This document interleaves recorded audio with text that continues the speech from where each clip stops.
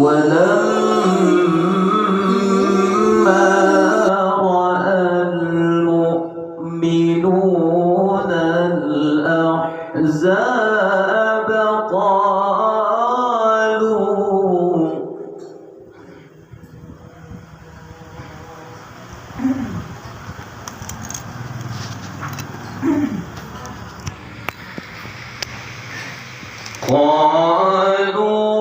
هذا ما وعدنا الله ورسوله وصدق الله ورسوله.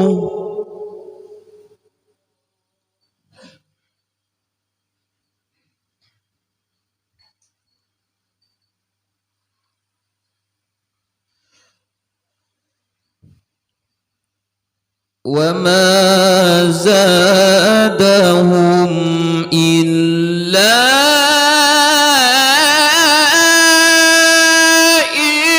إيمانا وتسليما.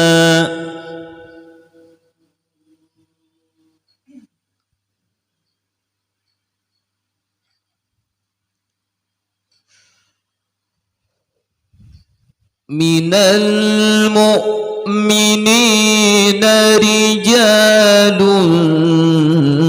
صدقوا ما عاهدوا الله عليه.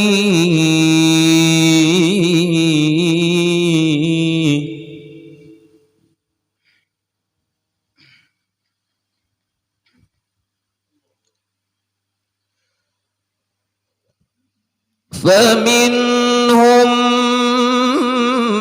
من قضى نحبه ومنهم من ينتظر.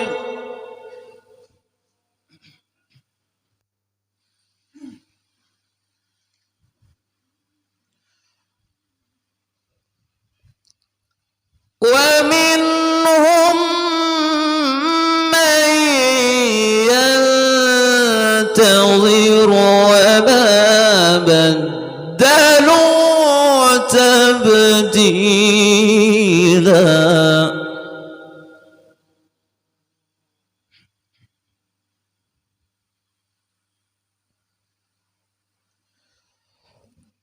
ليجزي الله الصادقين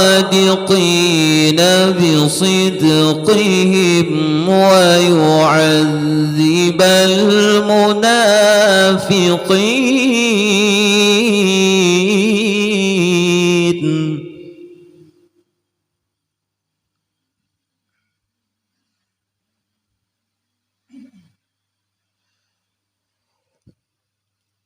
ويعذب المنافقين إن شاء أو يتوب عليهم.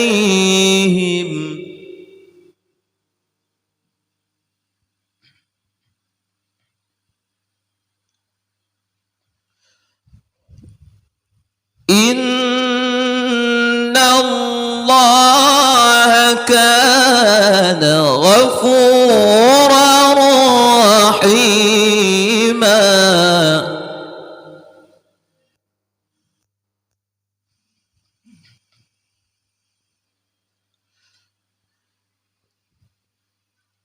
ورد الله الذين كفروا بغيظهم لم ينالوا خيرا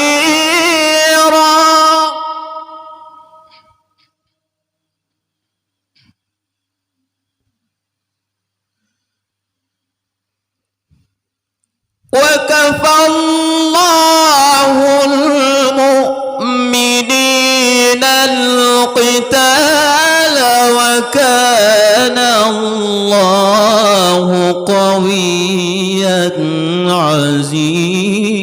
عزيزا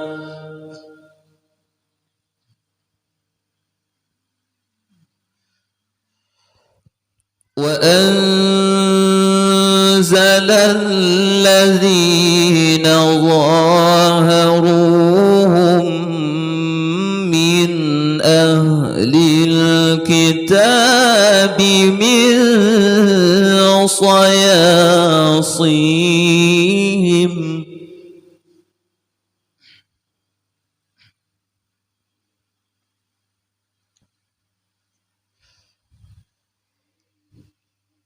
وقذف في قلوبهم الرعب فريقا تقتلون وتأسرون فريقا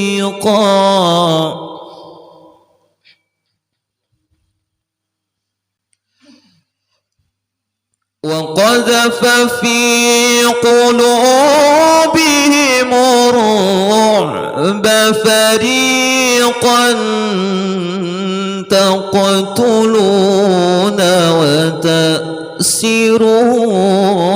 فريقا صدق الله العظيم. Assalamualaikum warahmatullahi wabarakatuh. Waalaikumsalam warahmatullahi wabarakatuh. Shadaqallahul azim.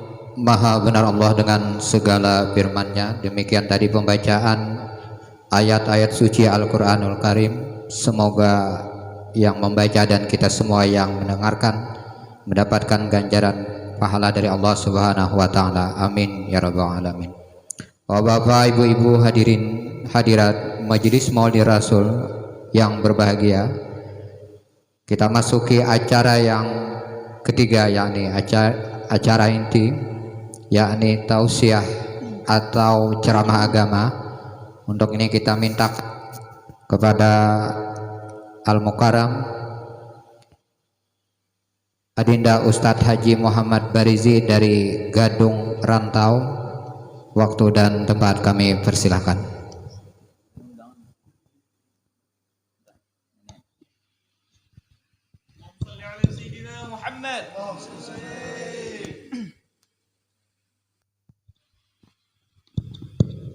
Bismillahirrahmanirrahim.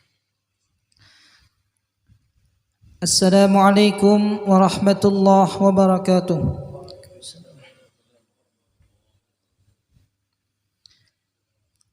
Alhamdulillah, alhamdulillahilladzi syarrafa hadzal alam biwujudi khairil anam wa khassasahu bi afdalis salati wassalam. Allahumma salli wa sallim ala sayyidina Muhammad sayyidil mursalin al-mab'uts rahmatan lil alamin wa sa'adatan lil anam wa ala alihi al-kiram wa ashabihi masabihiz zalam. Subhanaka la ilma lana illa ma 'allamtana innaka antas samiul alim wa tub 'alaina innaka antat tawwabur rahim. Rabbi shrah li sadri wa yassir li amri wahlul 'uqdatam min lisani yafqahu qawli wasaddid lisani wahni qalbi bihaqqi sayyidina Muhammadin sallallahu alaihi wasallam.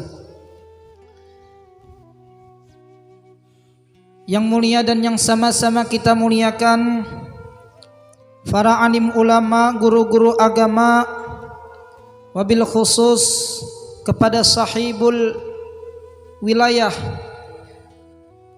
Al-Ustadz Ammina Guru Ahmad Basuki,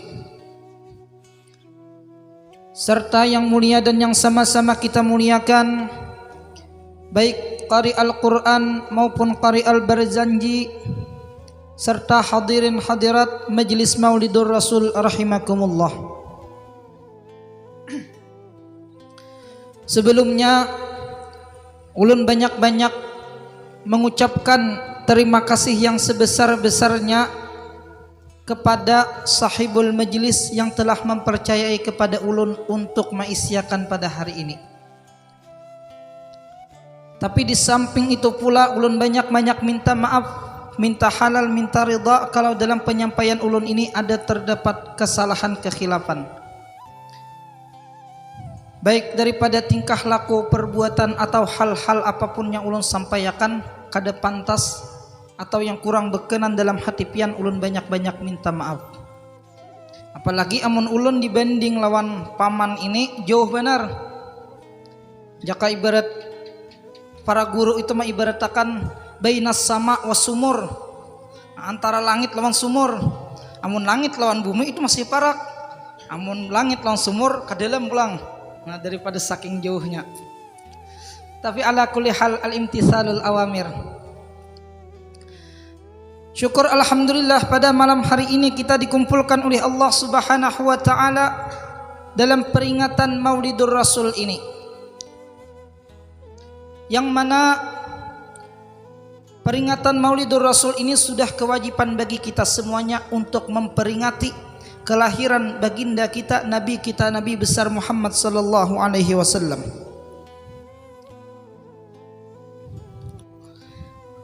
Bahkan berkata ulama At-Tarrazi, seorang ulama daripada Turkistan, itu berkata innal ihtifala bidzikril maulid asbahu wajiban asasiyan liwujabati mastajaba min ihtilafid darati fi hadhil anam. Peringatan Maulidur Rasul ini merupakan kewajiban bagi kita. Karena apa? Ini menandingi bagi peringatan-peringatan yang bahkan peringatan itu bisa melanggar aturan syariat kita. Terkadang kita ulang tahun aja gin kita habis berjuta-juta bahnu. Bahkan kalau yang kada pantas ketika ulang tahun kita, lahir kita bahnu kita gawi juga. Bepangantinan misalnya mau undang artis jauh berpuluh-puluh juta kita habis. Nah, maka Maulid Nabi ini bahkan wajib kita supaya kawa kita menandingi daripada maksiat yang memerlukan kepada harta yang banyak itu juga. Nah, jadi alhamdulillah pada malam hari ini kita dikumpulkan oleh Allah Subhanahu wa taala untuk memperingati kelahiran baginda kita Nabi besar Muhammad sallallahu alaihi wasallam. Peringatan Maulid ini suatu keberkahan yang kita dapatkan. Ada seorang habaib berkata, Al-Habib Muhammad Al-Aidarus, di antara keberkahan bulan Maulid ini yang kita rasakan apa? Likulli makan, walikullil julus, pulos jasidin. Nah, likulli makan, di mana kita duduk di situ kita makanan. Walikulli julus, pulos, di mana kita duduk suruh ngimek, nah amplok di situ. Ini di antara keberkahan bulan Maulid. Tapi yang lebih dalam daripada itu kita paham likulli makan. Bagi tiap-tiap tempat itu ada makanan. Tapi ini kada sekedar makanan zahir saja, tapi di situ kita dapat makanan batin. Zahirnya kita kawa makan, perut kita kenyang. Tapi daripada batiniyah kita, roh kita ini pun berisi juga dengan ilmu agama. Roh kita beri makan dengan zikir, roh kita beri makan dengan salawat, roh kita makan dengan ilmu agama. Ini menjadikan roh kita ini hidup di hati kita ini. Makanya di dalam syair disebutkan kala An-Nabi dzakal arus dzikruhu yuhyin nufus. Ketika menyebut Nabi sallallahu alaihi wasallam itu yuhyin nufus, menghidupkan hati kita. 9 bulan lebih 11 bulan kita jarang mendengar cerita-cerita orang-orang yang saleh, cerita Rasulullah. Nah, maka bulan Maulid ini memupuk hati kita supaya lebih lagi kita cinta lawan Rasulullah sallallahu alaihi wasallam. Bahkan para ulama menyebutkan hikayatus salihin jundun min junudillah yaqwallahu biha qulubal muridin. Hikayatus salihin, cerita orang-orang saleh ini, jundun min junudillah, yaitu tentara daripada tentara Allah Subhanahu wa taala. Yaqwallahu biha qulubal muridin, yang mana cerita-cerita orang saleh itu dapat menguatkan hati-hati seorang murid. Ini cerita orang saleh pun sudah bisa menguatkan hati-hati. Maka bagaimana kalau cerita orang asdaqus salihin, orang yang paling saleh di muka bumi ini, yaitu Rasulullah sallallahu alaihi wasallam. Maka itu pasti menguatkan hati kita supaya lebih lagi untuk beribadah, supaya lebih lagi untuk mengerjakan sunnah Rasulullah sallallahu alaihi wasallam. Bahkan di antara sebab asal mula sebab kenapa diadakan Maulid Nabi sallallahu alaihi wasallam, nah itu suatu ketika awal-awal orang yang merayakan Maulid Nabi itu, kalau disebutkan di dalam sirah-sirah lainnya, itu Malik Muzaffar, Raja Irbil, itu awal orang yang mengadakan Maulid Nabi. Nah, asal mulanya sebelum itu, kenapa? Karena pada zaman itu disebutkan zaman itu zaman orang ini sudah lupa lawan Rasulullah. Orang ini sudah jauh lawan sunnah Rasulullah. Orang ini kada tapi ingat lagi sudah lawan sunnah-sunnah Rasulullah, jarang diulangi. Nah, maka Raja Malik Muzaffar ini mengumpulkan para ulama-ulama, dikumpulkan sidin ulama-ulama. Bahkan kada ulama hanya, jabatan yang tinggi, panglima, bahkan diantaranya Salahuddin Al-Ayyubi itu dikumpulkan sidin juga. Nah, membahas apa? Membahas zaman itu kayak apa caranya supaya orang ini lebih kenal lawan Rasulullah sallallahu alaihi wasallam. Kayak apa caranya orang ini supaya kawa menghidupkan sunnah Rasulullah. Kayak apa caranya orang ini supaya kawa menghidupkan ajaran Allah Subhanahu wa taala. Nah, maka sepakat para ulama pada waktu itu diadakan Maulid Nabi sallallahu alaihi wasallam. Di antaranya yang mengarang maulidnya itu Ibnu Dihyah dengan kitab Maulid. Kitab Maulid At-Tanwir kalau tidak salah. Nah, itu diberi hadiah oleh Malik Muzaffar tadi dengan 1000 dinar.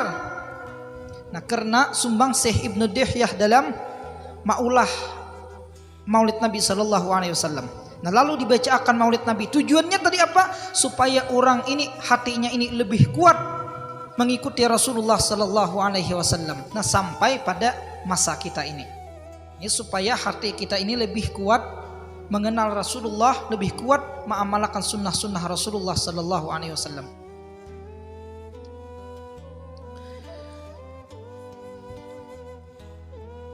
Itu asal mula diadakan Maulid Nabi sallallahu alaihi wasallam.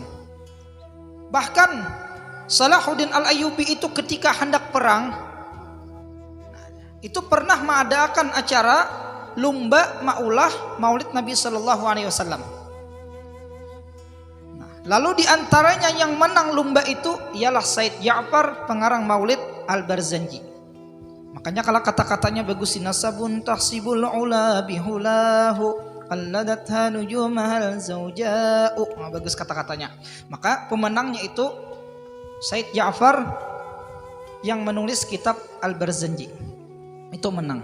Makanya ketika Salahuddin Al-Ayyubi ini hendak perang, nah yang dibaca oleh Sidin dengan anak buah Sidin, tentara Sidin, itu diantaranya Maulid Al-Barzanji. Hendak perang Sidin membaca Maulid Al-Barzanji. Kenapa? Karena tadi Maulid tadi bisa menguatkan hati-hati orang yang beriman ini. Nah, jadi wajar saja amun kita ini Maulid Al-Barzanji ini keras, nyaring kalau kancang. Kenapa? Bahari dipakai untuk perang bahari. Kita wah ini kada perang bang.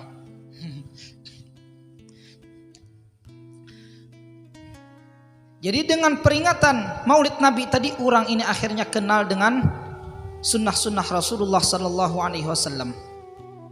Maka ini suatu kewajiban bagi kita untuk memperingati Maulid Nabi sallallahu alaihi wasallam.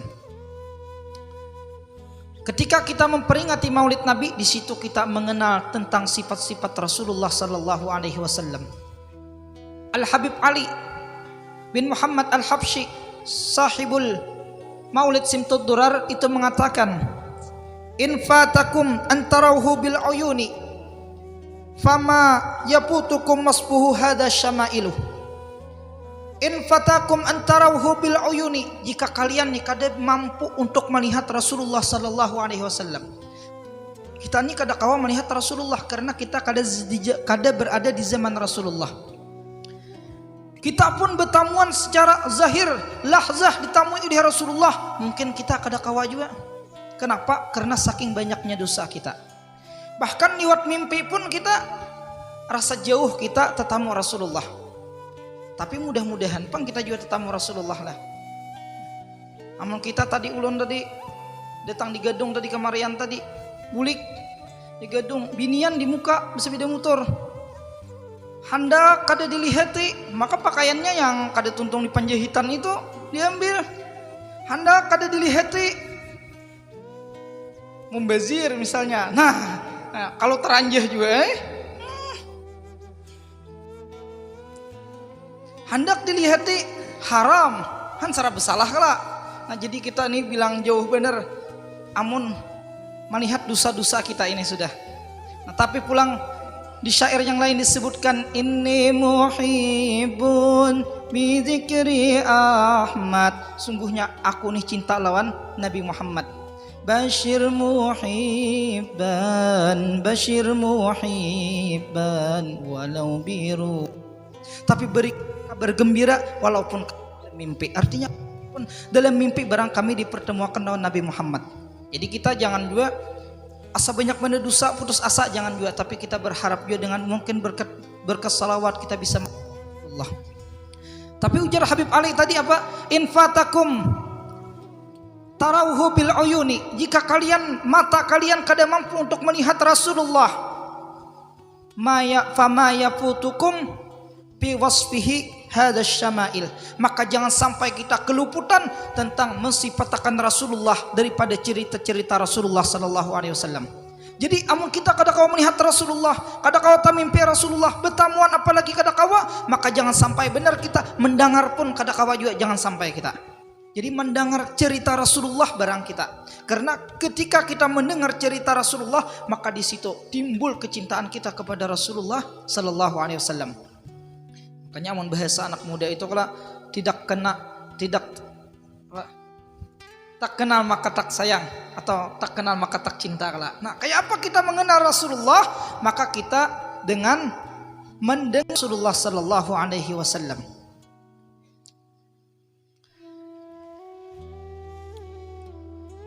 Di antara sambungan syair Habib Ali, mukammalul dzati fi khalqin wa fi khuluqin wa fi sifatin fala tuhsa fadailuh.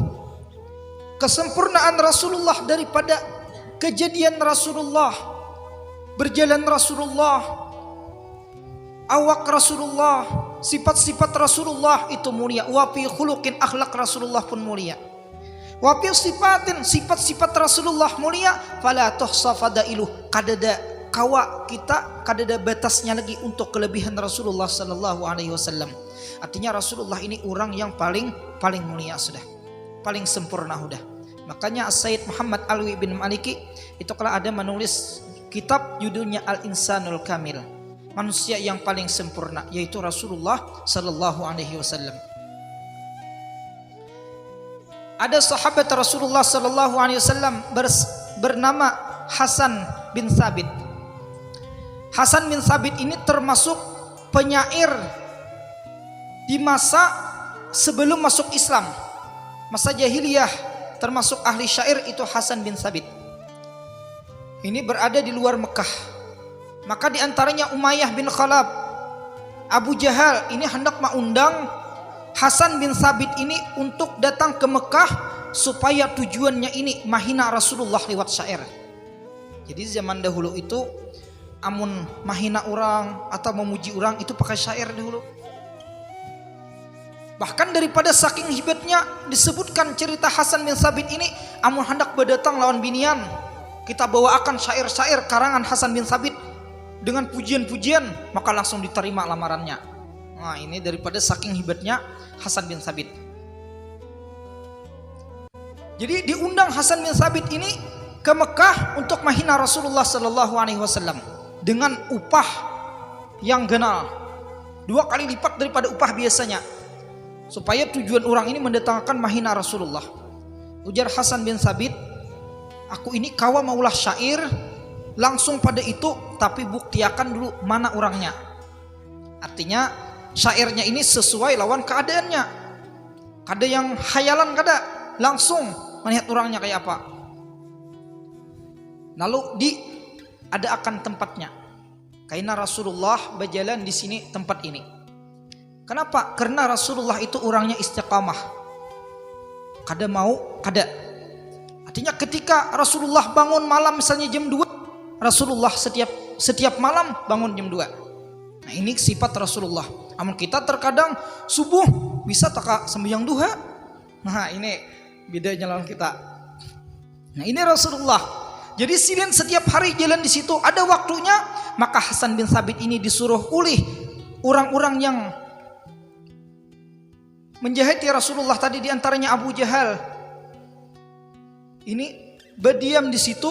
Hasan bin Sabit melihat Rasulullah berjalan. Nah, ketika Rasulullah datang pada waktu itu, Hasan bin Sabit ini kada berpandir apa-apa. Padahal tujuan tadi Hasan bin Sabit ini maulah syair, gesan kayak apa caranya supaya Rasulullah ini jelek. Misalnya jalannya kayak ini, awaknya kayak ini misalnya. Nah, tapi Hasan bin Sabit itu berdiam aja, kada bersyair apa-apa. Setelah Rasulullah lewat, nah, orang-orang yang mengundang tadi mendatangi Hasan bin Sabit. Lalu langsung diserahkan Hasan bin Sabit. Kada jadi aku duitnya aku berikan pulang. Dan Hasan bin Sabit ini bersyair.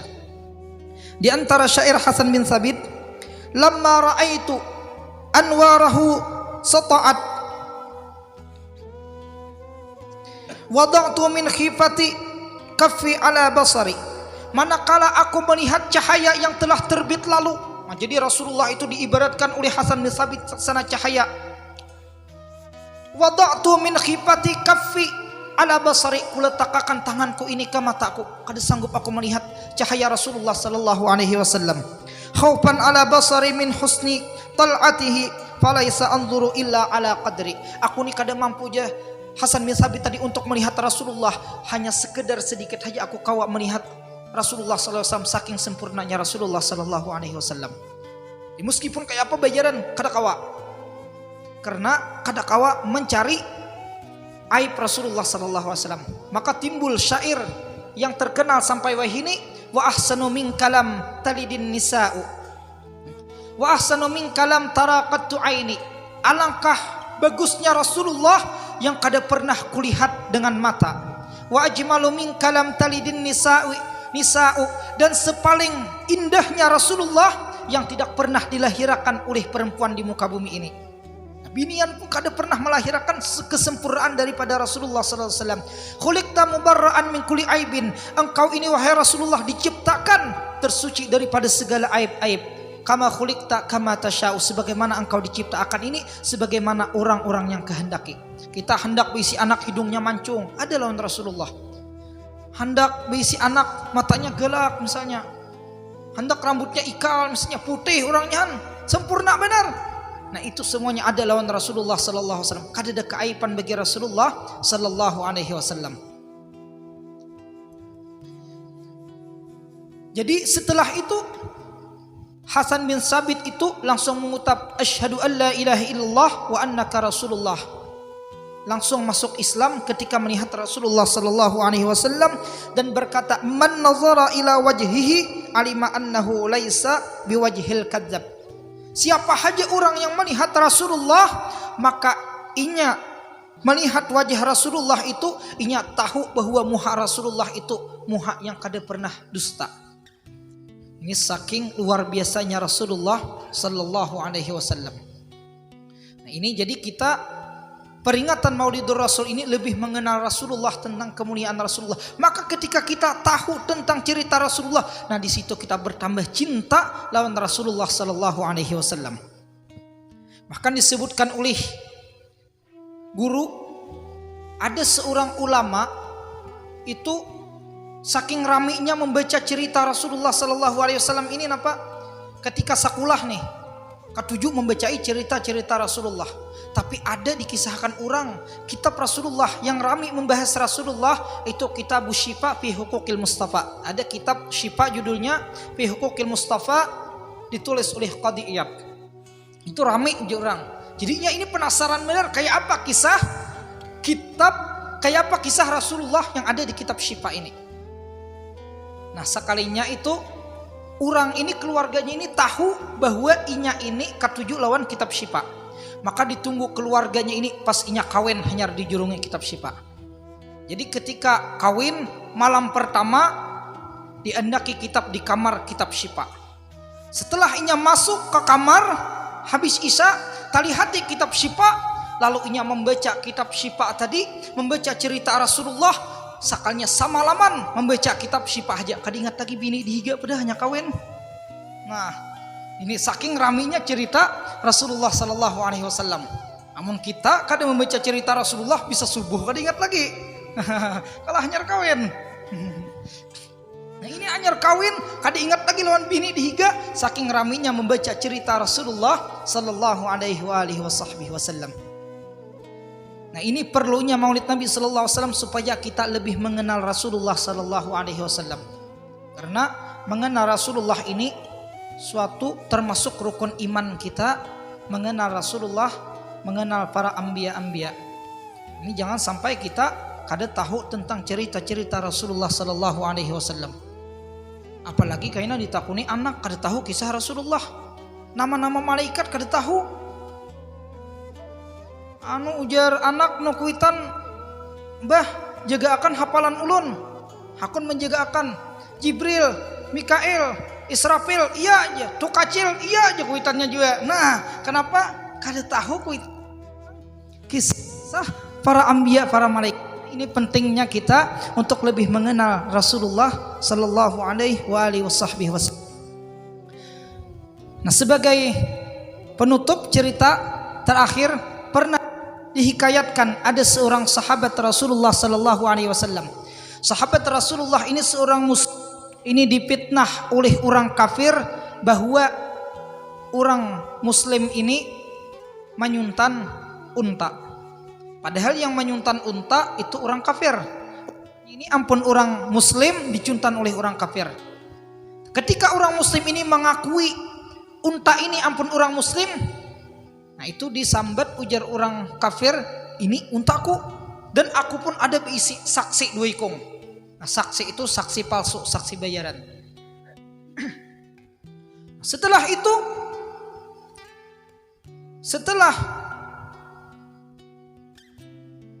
tadi dipitnah orang muslim tadi mengakui unta ini padahal hak orang kafir, ujar orang kafir. Nah di situ kada kawa membela lagi orang muslim. Kayak apa caranya? Karena orang kafir tadi ada berisi saksi dua ikung. Nah maka kada ada lagi cara kecuali datang kepada Rasulullah Sallallahu Alaihi Wasallam. Maka orang muslim tadi membawahi orang kafir. Kayak itu aja kita datangan lawan Rasulullah Sallallahu Alaihi Wasallam. Lalu ujar orang kafir apa? Ujar orang kafir, ayo kita tolak lawan Rasulullah. Kenapa? Karena Rasulullah ini meskipun ada orang kafir lawan orang muslim berselisih, kalau dasar bujur orang kafir ini menang, maka orang kafir ini menang akan Rasulullah. Karena orang kafir ini tahu tentang kejujuran Rasulullah Sallallahu Alaihi Wasallam. Hakun orang kafir tolak lawan Rasulullah. Setelah tolak menghadap lawan Rasulullah Sallallahu Alaihi Wasallam, di situ orang muslim tadi mengaduakan lawan Rasulullah. Nah, tetapi di situ yang kuat pendapatnya itu ialah pendapat orang kafir karena ada beisian dua saksi.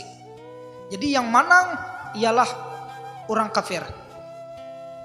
Maka ketika orang kafir dipunis Rasulullah menang, sudah orang muslim ini berucap lawan Rasulullah, ya Rasulullah, mungkin nih ada nih keajaiban dari pian, mukjizat dari pian supaya ulun ini menang kayak apa? Takuni Rasulullah itu unta ini, ampun siapa sebenarnya unta ini? Nah ujar Rasulullah, dicoba Rasulullah, ditapak Rasulullah unta, lalu ditakuni Rasulullah, ampun siapa engkau? Ujar unta ini bepandir lawan Rasulullah, ulun ini ampun orang muslim. Dan dua orang yang saksi itu ialah saksi palsu, orang kafir itu menyuntan mengakui unta ampun orang muslim tadi. Nah lalu ini menang orang muslim karena untanya ini kau bepandir lawan Rasulullah Sallallahu Alaihi Wasallam. Nah setelah sudah orang muslim ini menang, sudah bulik, sudah orang kafir itu ditakuni Rasulullah. Ujar Rasulullah, amalan apa membuat engkau ini bisa lepas daripada masalah ini? Ada amalan apa? Ini kan di samping di situ mukjizat Rasulullah ini kawa bepandir lawan binatang, di samping itu pula Rasulullah ini menakuni ada rahasia apa kenapa seorang muslim ini dikeluarkan daripada masalah ini. Kawa keluar daripada masalah ujian. Lalu ujar orang muslim ini, kadada amalan apa-apa selain mengerjakan perintah Allah Ta'ala. Jika kita sembahyang, puasa misalnya, amun binian menutup aurat misalnya, atau naki misalnya, apa yang wajib aja bagi orang muslim itu aja digawi. Tapi ada amalan sebuting yang selalu rutin digawinya, ialah membaca salawat sebelum guring 10 kali. Itu aja 10 kali aja membaca salawat sebelum guring. Nah, dengan berkat membaca salawat itu, ujar orang muslim tadi, mungkin dengan berkat salawat tadi ulun ini dilepaskan daripada masalah ini.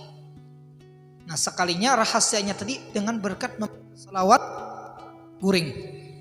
Nah, jadi ini oleh kita pada malam hari ini ialah salawat ini hendaklah kita baca. Lebih khusus lagi ketika kita hendak guring.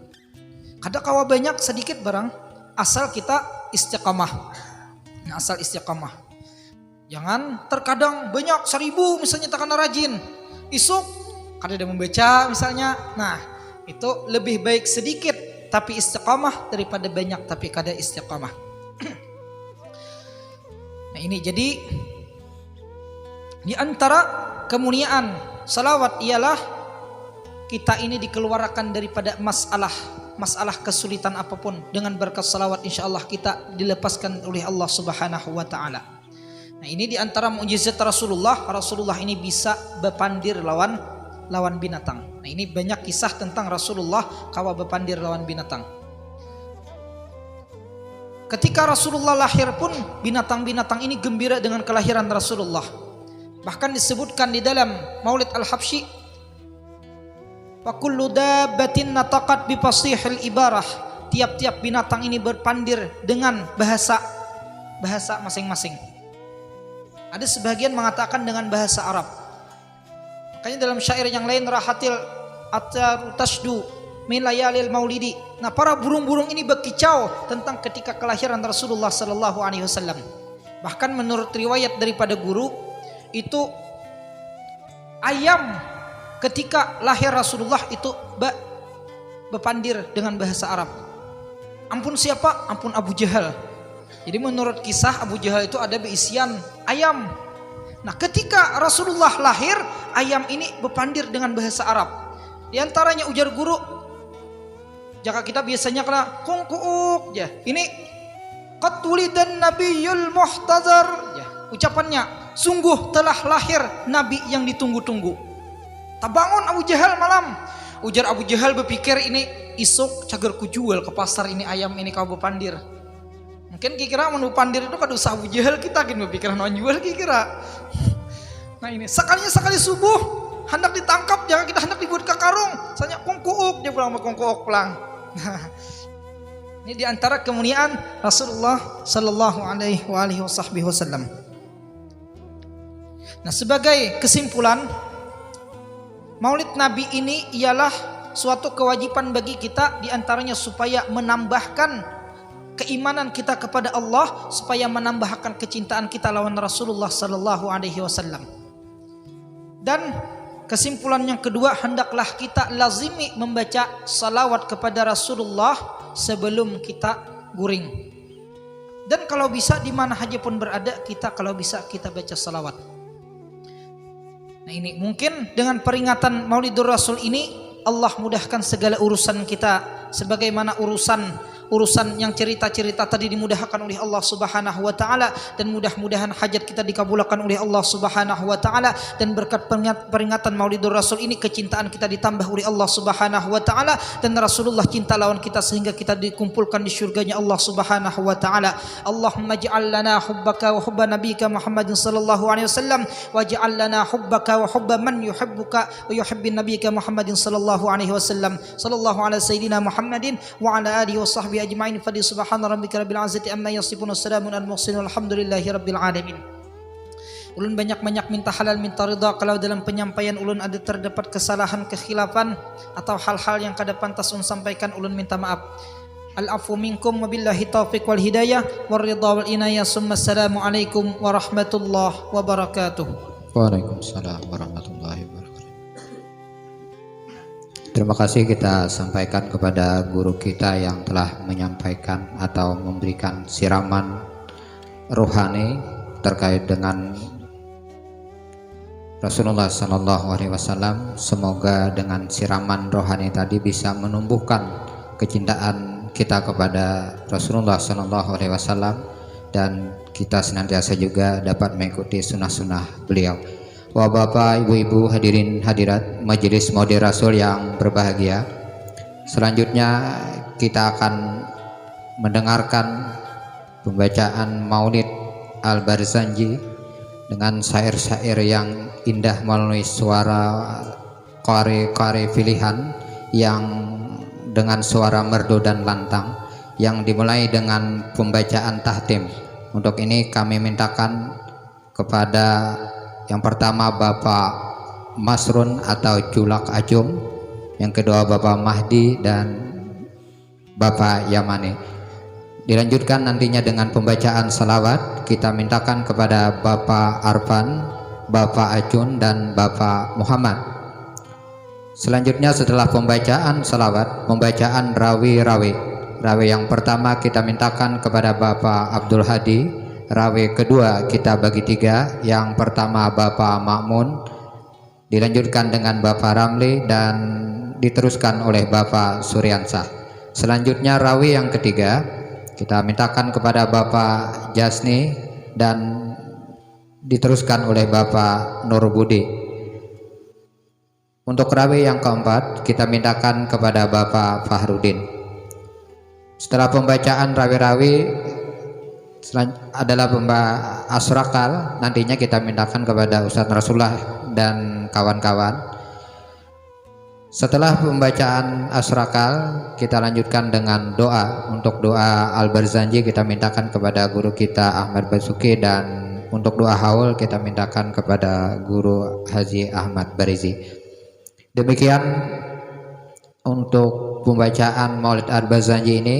Kami silakan nantinya bergiliran dan kami tidak akan mengomentari. Selanjutnya kepada bapak-bapak yang telah kami sebutkan kami persilahkan.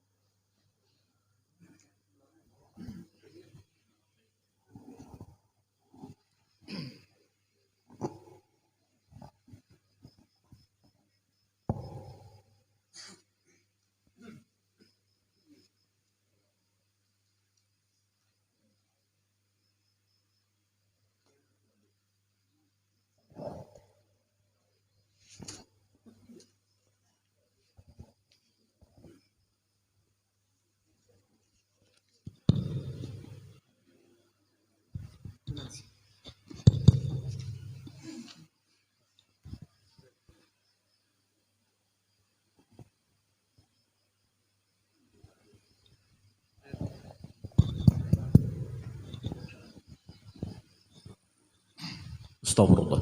Wa ala alihi wa ashabihi wa zurriyyatihi. Al-Fatihah. Minasyaitonirrajim. Bismillahirrahmanirrahim. Iyyaka na'budu wa iyyaka nasta'in. Ihdinas siratal mustaqim.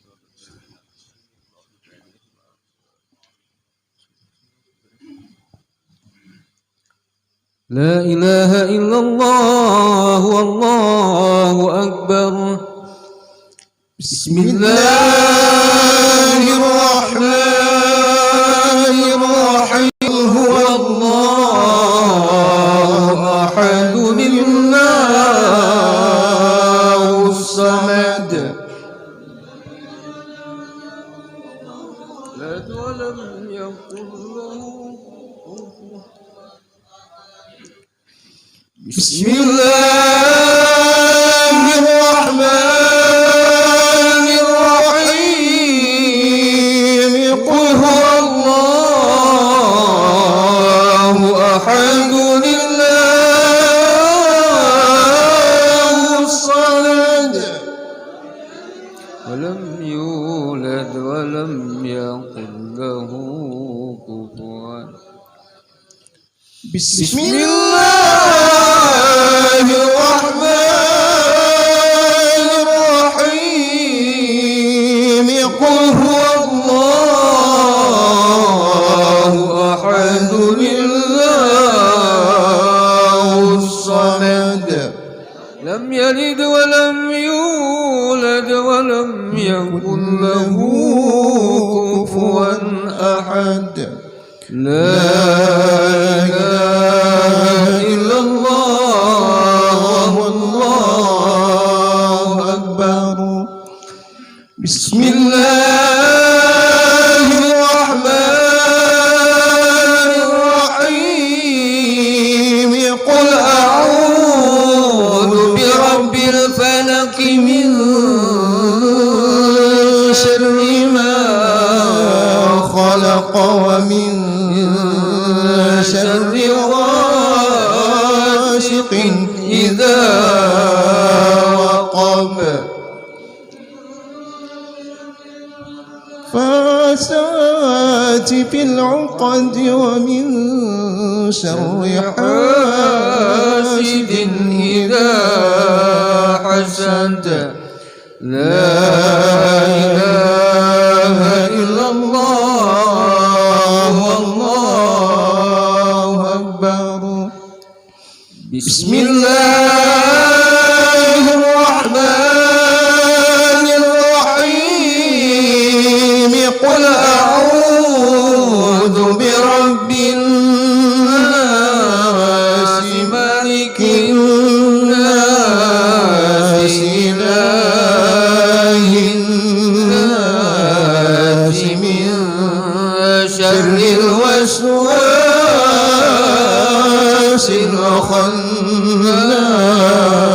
الخناس الذي يوسوس في صدور الناس من الجنة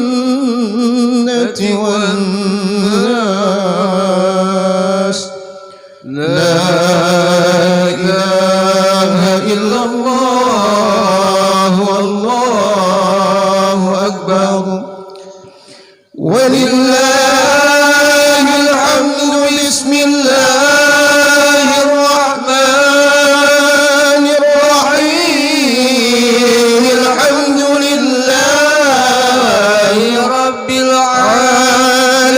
العالمين الرحمن الرحيم مالك يوم الدين إياك نعبد وإياك نستعين اهدنا الصراط المستقيم صراط الذين أنعمت عليهم غير المغضوب عليهم ولا الضالين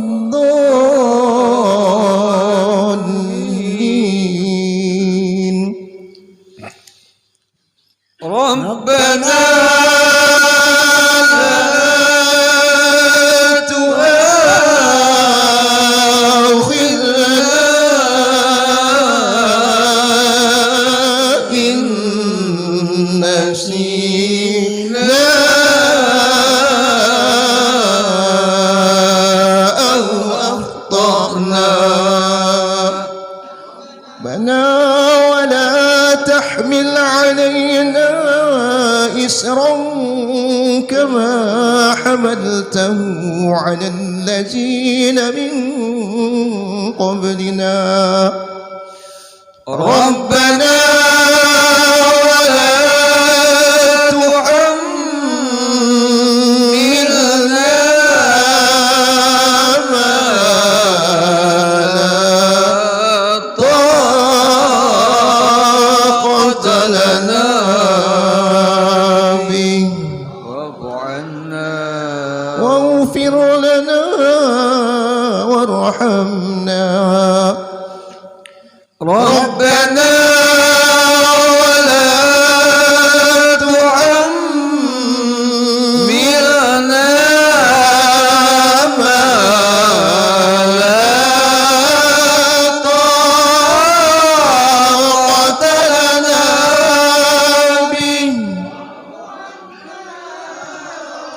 فاغفر لنا وارحمنا ربنا ولا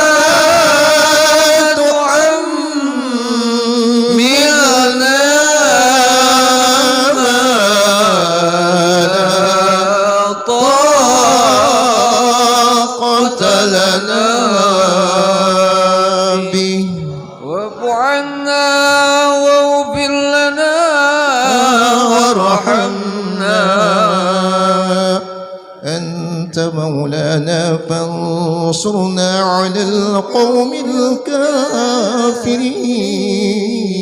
الكافرين نسألك الرحمة والعافية يا من هو الله الذي لا إله إلا هو الرحمن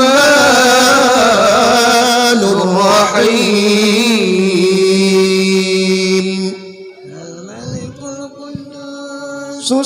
السلام المؤمن المهيمن العزيز الجبار المتكبر الخالق البارئ المصور الغفار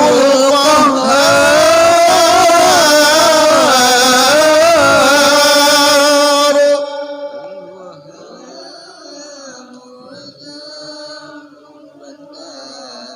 عليم القابض الباسط الخافض الرافع المعز المذل السميع البصير الحكم العدل اللطيف الخبير الحليم العظيم الغفور الشكور العلي الكبير الحفيظ المقيت الحسيب الجليل الكريم الرقيب المجيب الواسع الحكيم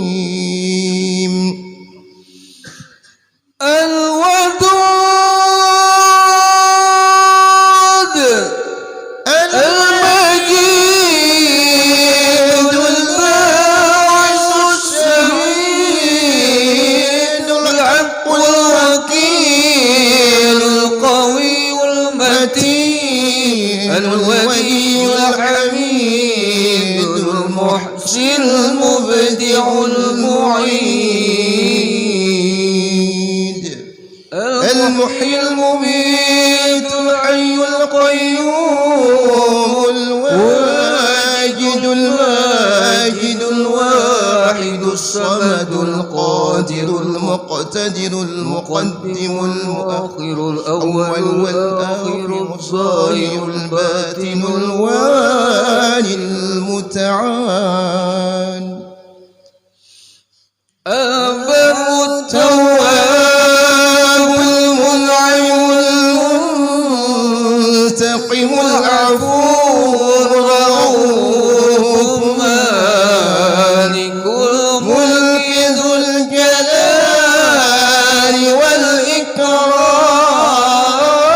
والإكرام جامع الغني المغني المعطي المانع الضار النافع النور الهادي البديع الباقي الوارث الرشيد الصبور الذي ليس كمثله شيء وهو السميع البصير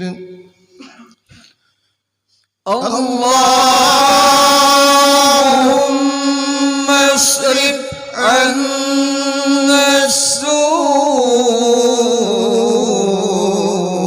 السوء بما شئت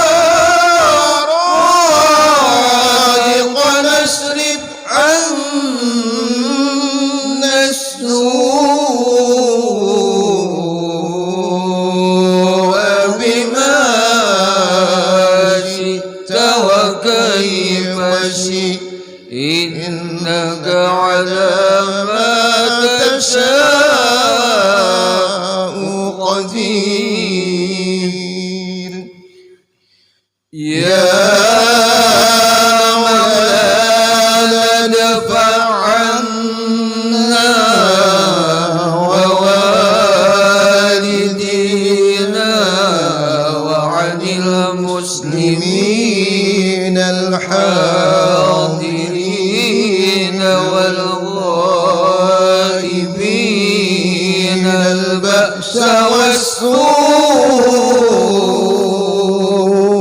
بما شئت وكيف شئت إنك على ما تشاء قدير. يا نعم المولى ويا نعم النصير، غفرانك ربنا وإليك المصير، ولا حول ولا قوة إلا بالله العلي العظيم. لا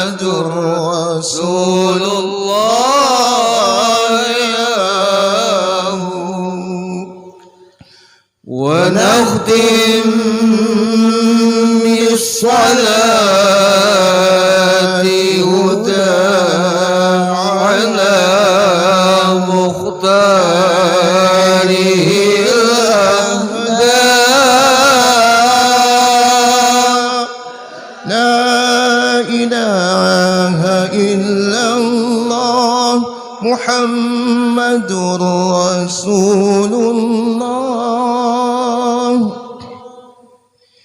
حبيب الله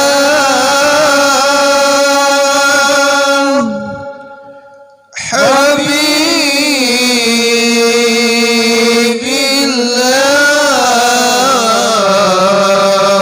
الله حبيب الله رسول الله لا إله إلا الله محمد رسول الله إن الله وملائكته يصلون على النبي يا أيها الذين آمنوا صلوا عليه وسلموا تسليما. اللهم صل أفضل صلوات على أسعد مخلوقاتك سيدنا محمد وعلى آله وصحبه وسلم عدد معلوماتك ومداد كلماتك كلما ذكرك الذاكرون وغفل عن ذكرك الغافلون وسلم رضي الله تبارك وتعالى عن ساداتنا أصحاب سيدنا رسول الله أجمعين. الفاتحة لحضرة النبي محمد.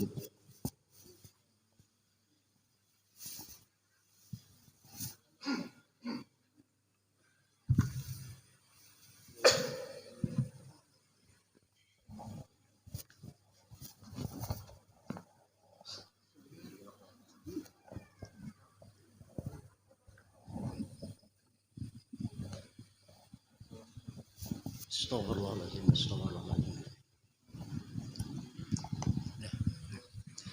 Ya Rabbi salli ala Muhammad, ya Rabbi salli alaihi wa sallim.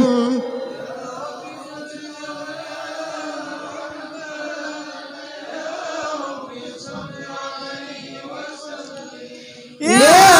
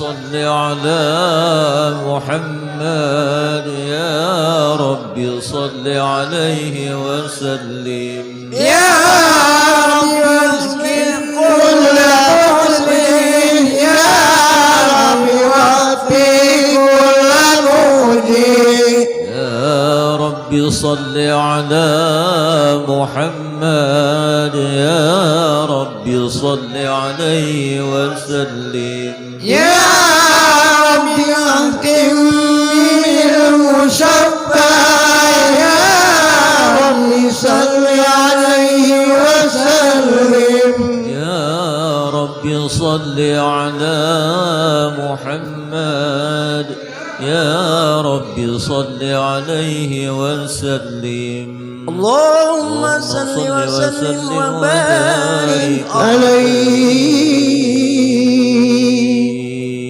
أعوذ بالله من الشيطان الرجيم. بسم الله الرحمن الرحيم.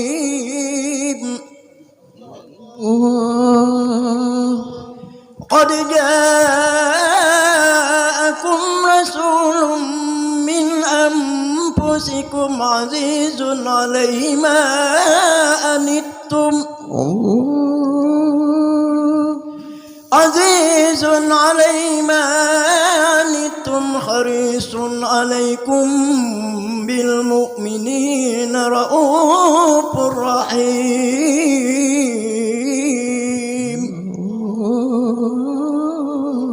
إن الله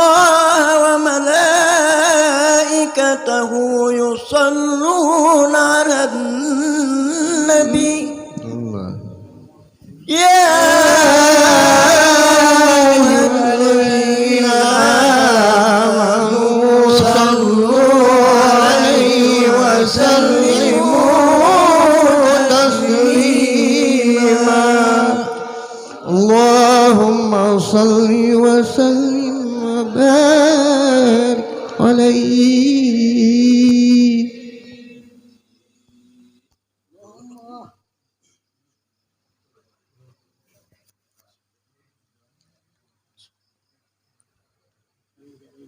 الجنة ونعيمها سعد لمن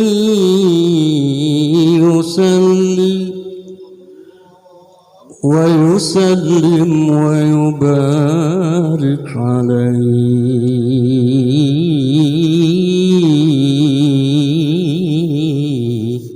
الله الله. بسم الله الرحمن الرحيم.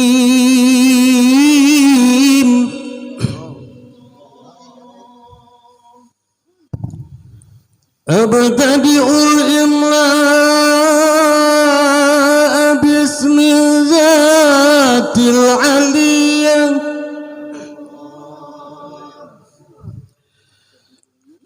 مستدرا فإذا بركات على ما أنا له وأولاه. الله الله. وأسمي بحمد موارده سائغة هنية الله ممتدئا من السكر الجميل مطايا. الله الله.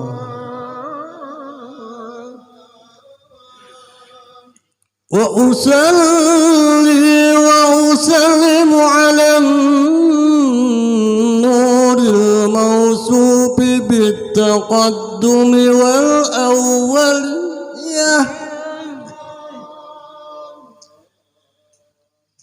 المنتقل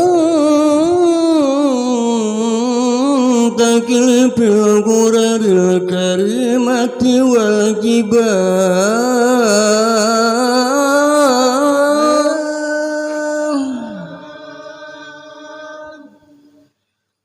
وأستغفر الله تعالى رضوانا يغص إثرة الطائرة النبوية الله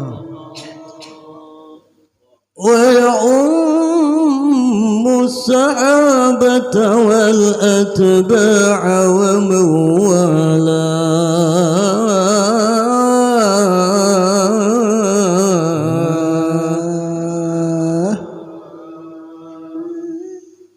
وأستجدي هداية لسلوك السبل الوادعة الجلية الله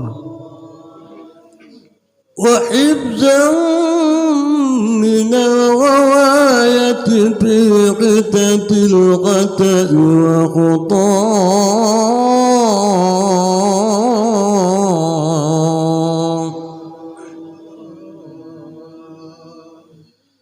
وأنصر من قصة المولد النبوي برودا عصانا أبقريا الله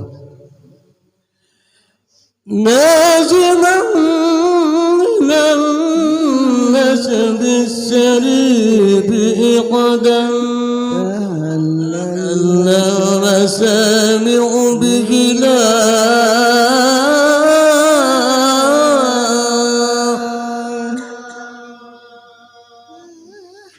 واستعين بحول الله تعالى وقوته القوية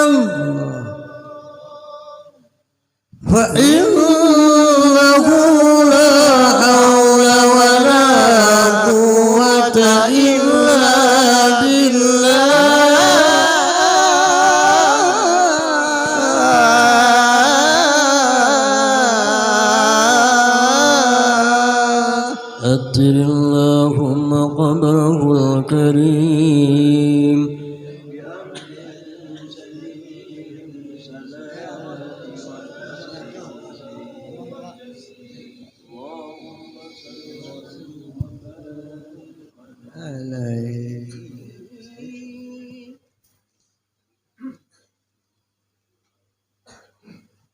الله الله الله.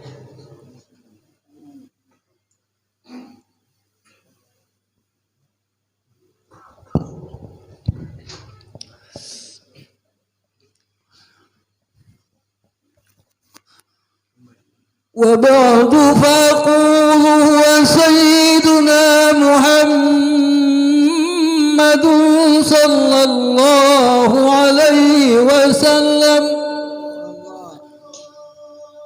ابن عبد الله بن عبد المطلب واسمه شيبة الحمد حمدت خصاله السنية الله الله. ابن هاشم واسمه عمرو بن عبد مناف واسمه المغيرة الله الذي ينتمي الارتقاء لعليا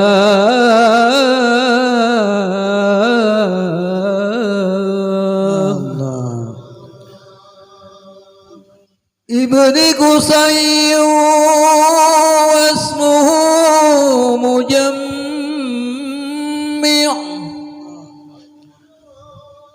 سمي بقصي لتقاسيه في بلاد قضاة القسية الله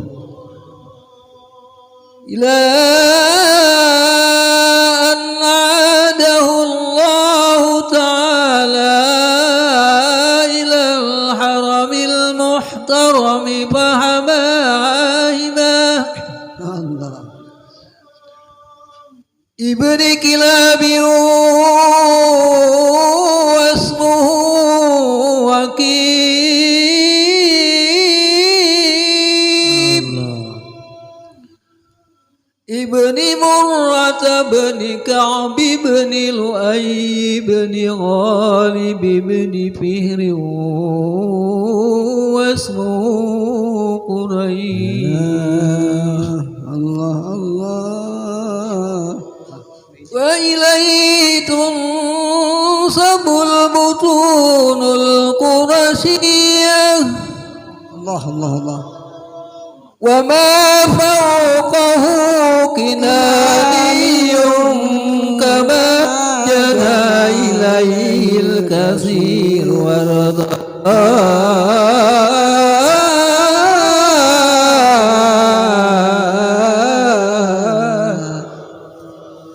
اللهم صل وسلم وبارك عليه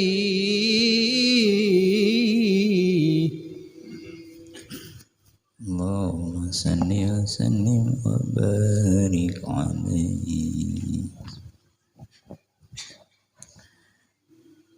ابن مالك بن النذر بن كنانة بن خزيمة بن مدركة بن إلياس وهو أول من أهدى البدن إلى الرحاب الحرمية وسمع في صلبه النبي صلى الله عليه وسلم ذكر الله تعالى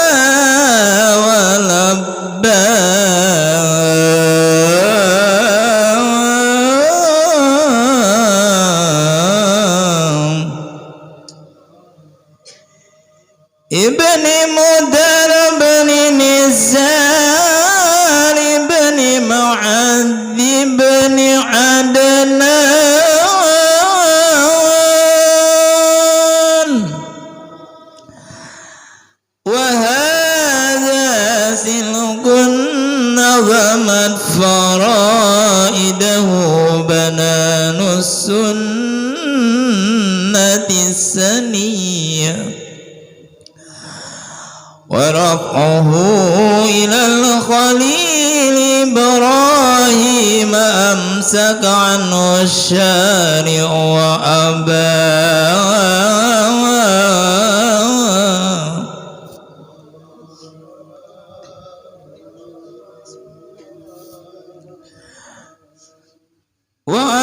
وعدنان بلا ريب عند ذوي العلوم النسبية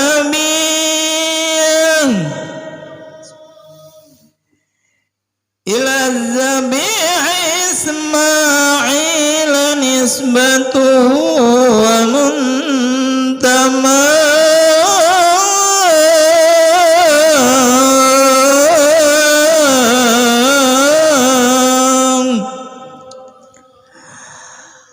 عظم به من عقد تعلقت كواكب الدرية وكيف لا والسيد الأكرم صلى الله عليه وسلم واسطته المنتقى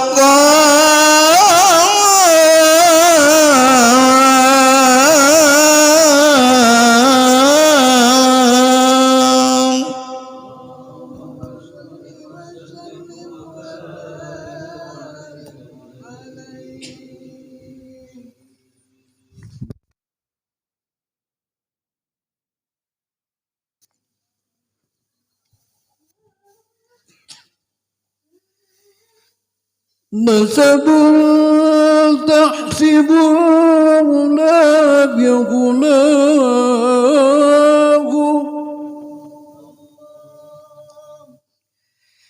قلدت نجومك الجوزاء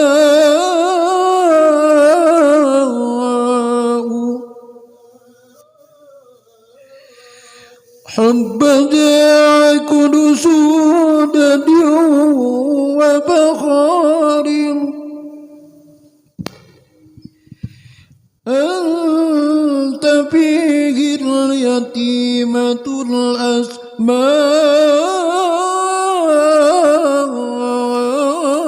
الأسماء واكرم به من نسب تفرق الله تعالى من سفاح الجاهلية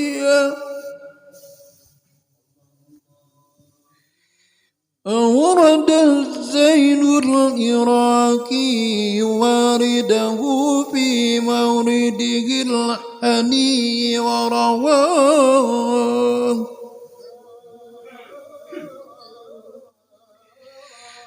حفظ الإله كرامة لمحمد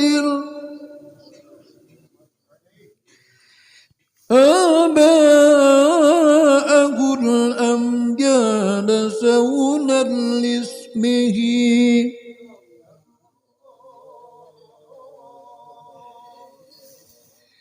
تركوا السباع فننصبهم عاره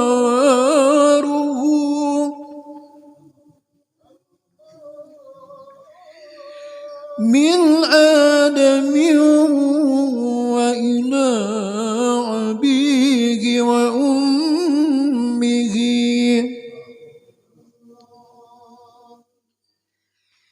صراط سرى نور النبوة في عسر بررهم البهية وبدره في جبين جده عبد المطلب وبني عبد الله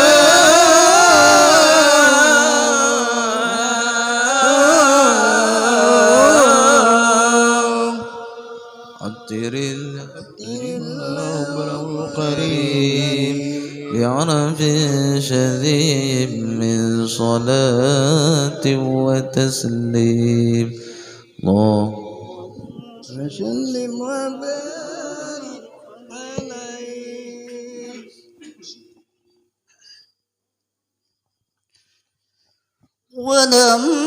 ولما أراد الله تعالى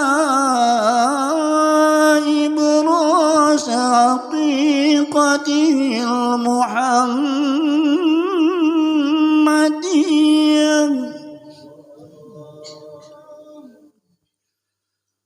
وإظهاره جسما وروحا بصورته ومعناه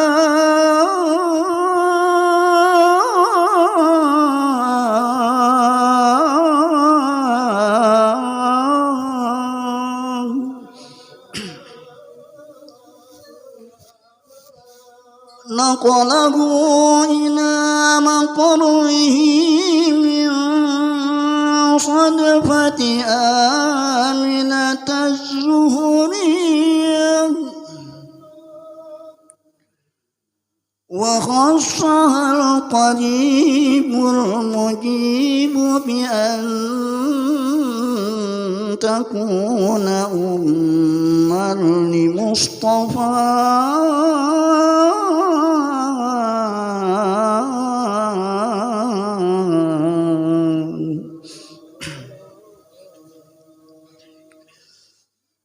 ونودي في السماوات والأرض بحملها لأنواره الذاتية وصبا كل صب لهبوب نسيم صباه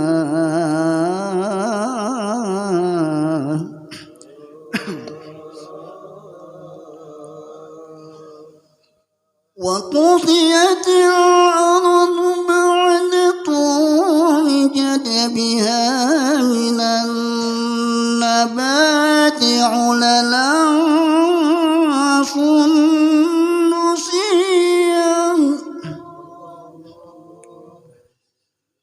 وأينعت الثمار وعدل الشجر للرجال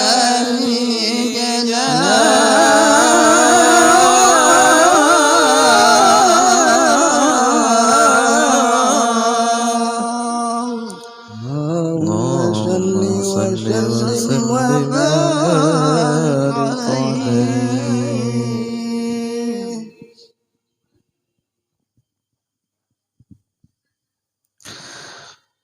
ونطقت بحمله كل دابة لقريش بفصاح الألسن العربية الله الله الله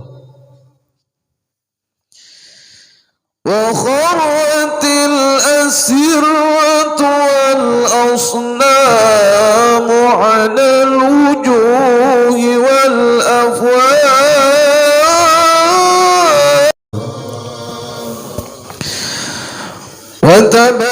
وتباشرت وحوش المشارق والمغارب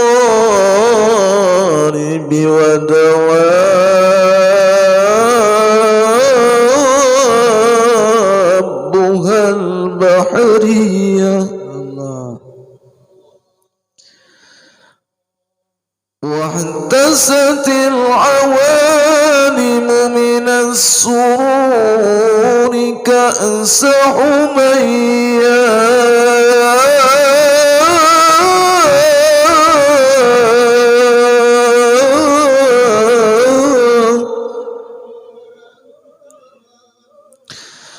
وبشرت الجن بأضلال زمنه وانتهكت الكهانة ورهبت الرهبانية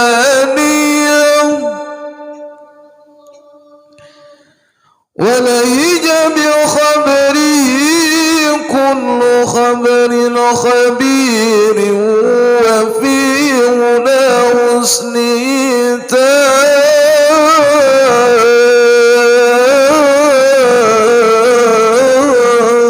الله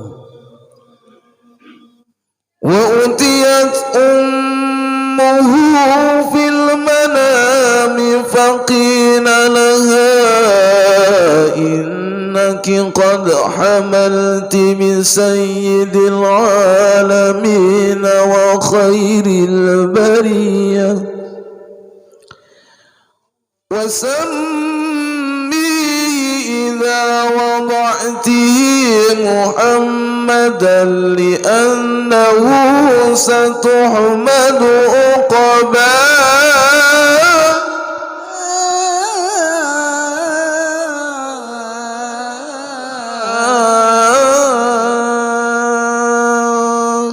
عطر اللهم قبره الكريم بعرف شدي من صلاة وتسليم اللهم صل وسلم وبارك عليه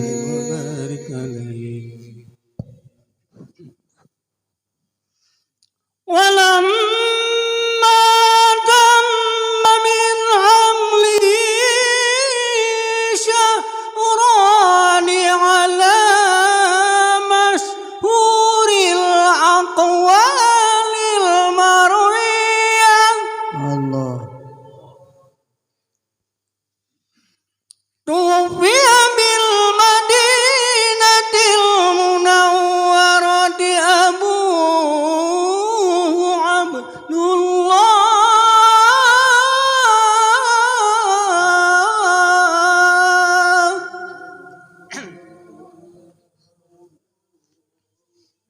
وكان قد اجتاز بأخواله بني عدي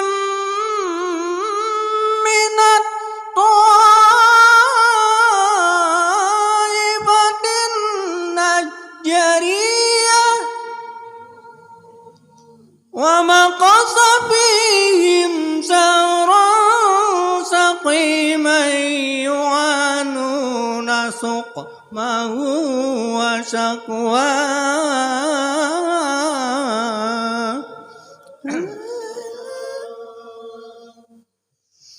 ولما تم من حمله على الراجل 9 أشهر قمرية الله وآن للزمان أن ينجلي عنه صداه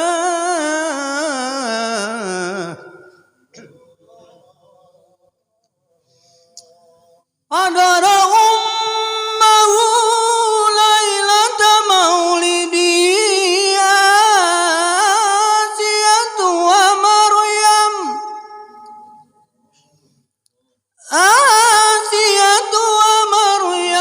في حضر أمه ليلة مولده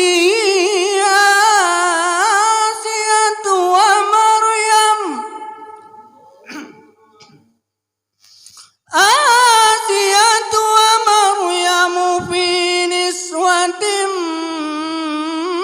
من الحظيرة القدسية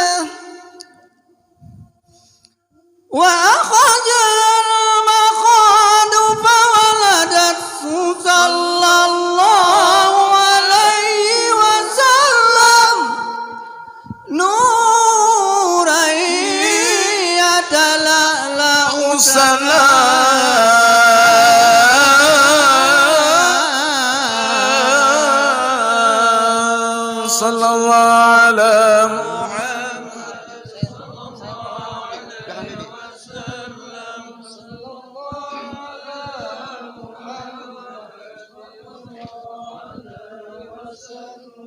طلع البدر علينا من ثنيات الوداع وجب شكر علينا ما دعا لله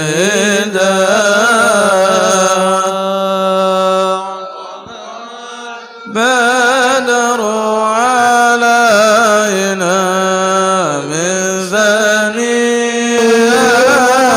الوداع وجب الشكر علينا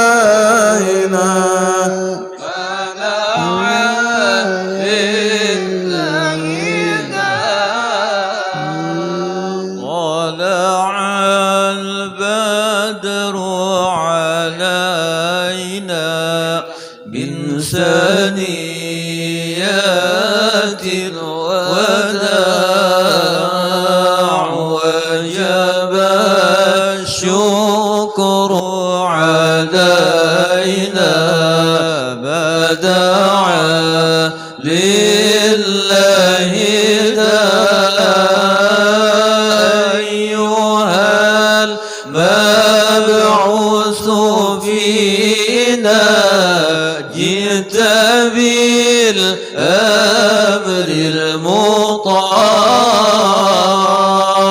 المطاع طلع بدر علينا من ثنيات الوداع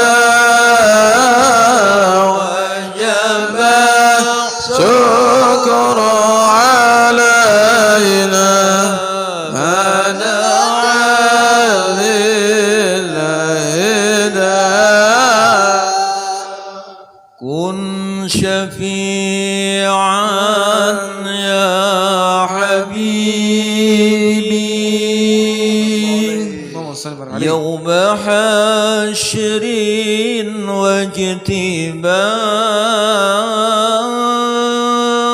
واجتماع كن شفيعا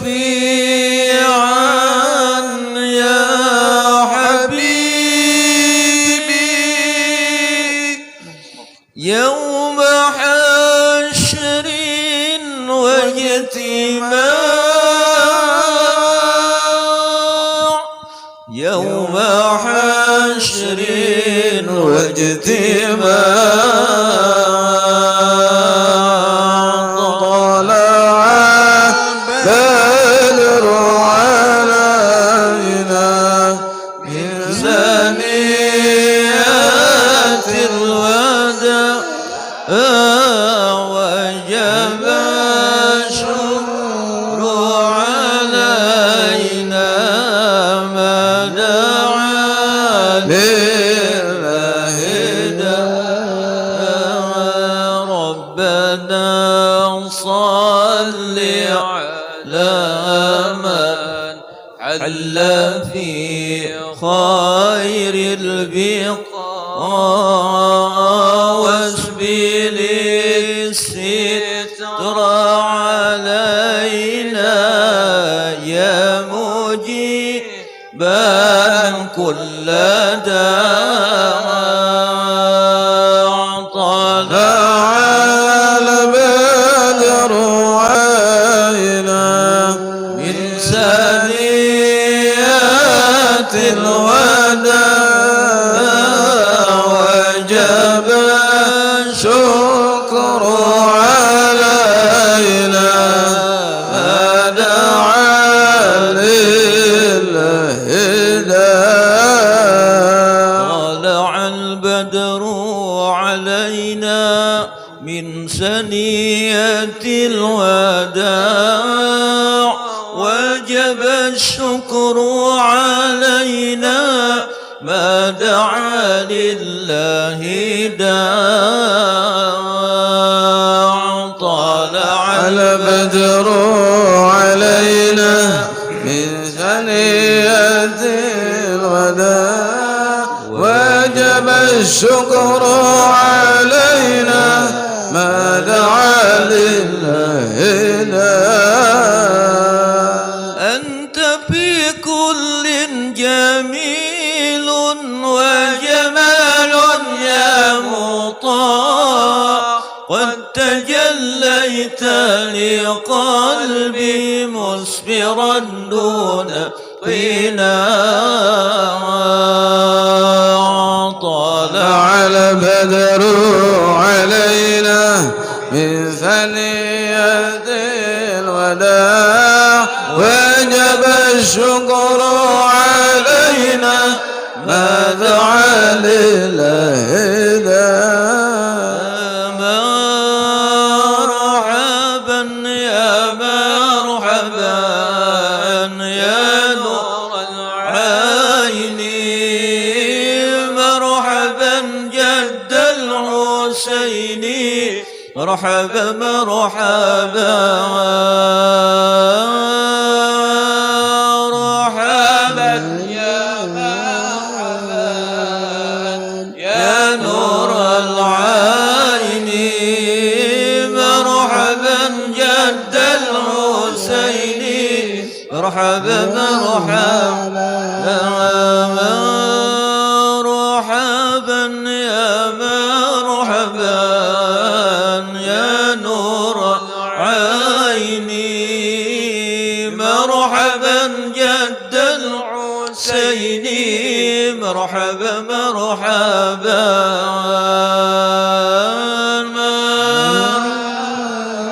مرحبا يا مرحبا يا نور العين مرحبا جد الحسين مرحبا مرحبا مرحبا يا مرحبا يا نور العين مرحبا جد الحسين مرحبا مرحبا مرحبا يا مرحبا يا نور العين مرحبا جد الحسين مرحبا مرحبا صلى الله على محمد صلى الله الله عليه وسلم صلى الله الله على محمد يا ربي صل وسلم يا نبي سلام عليك يا رسول سلام عليك يا حبيب سلام عليك صلوات الله عليك اللهم صل وسلم وبارك عليه وعلى آله الفاتحة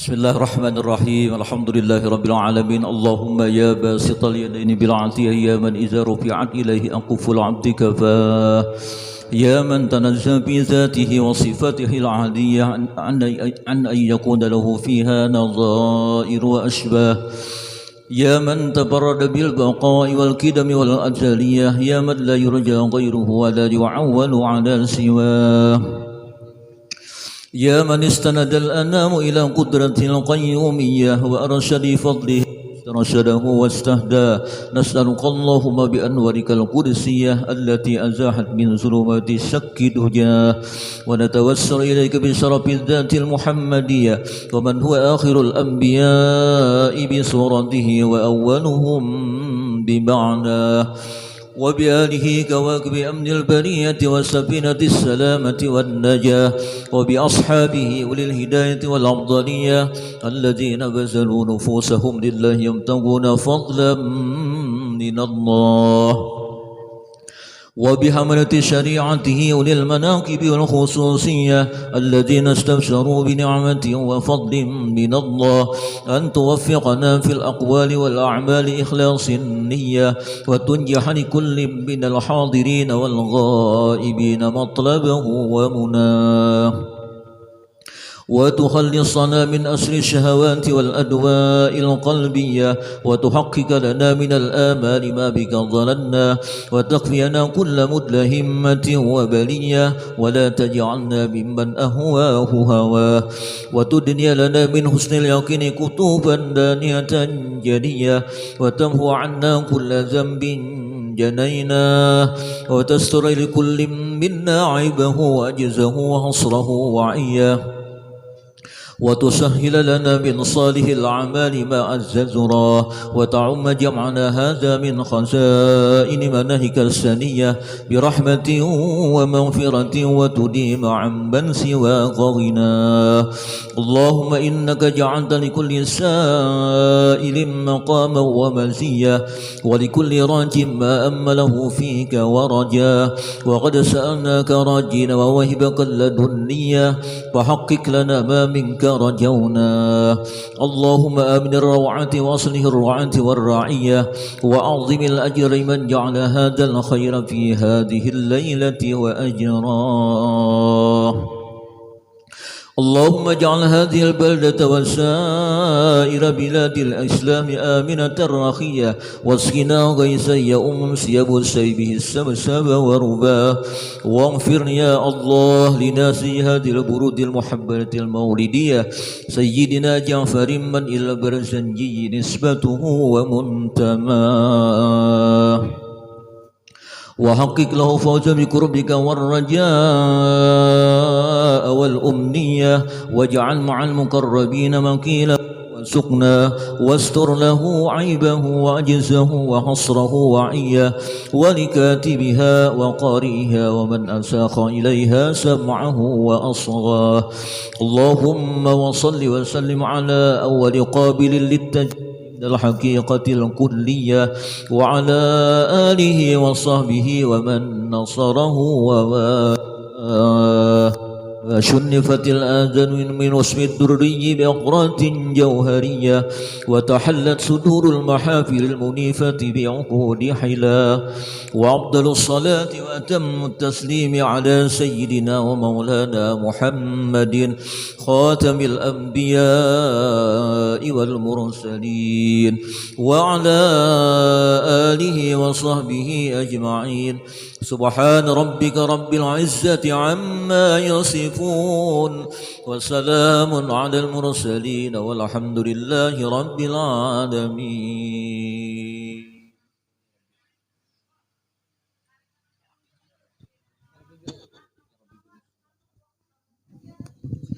يا ربي بالمصطفى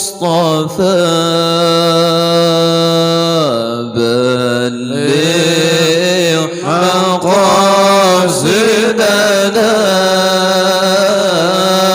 واغفر لنا ما مضى يا واسع الكرم يا ربي بالمصطفى بلغ مقاصدنا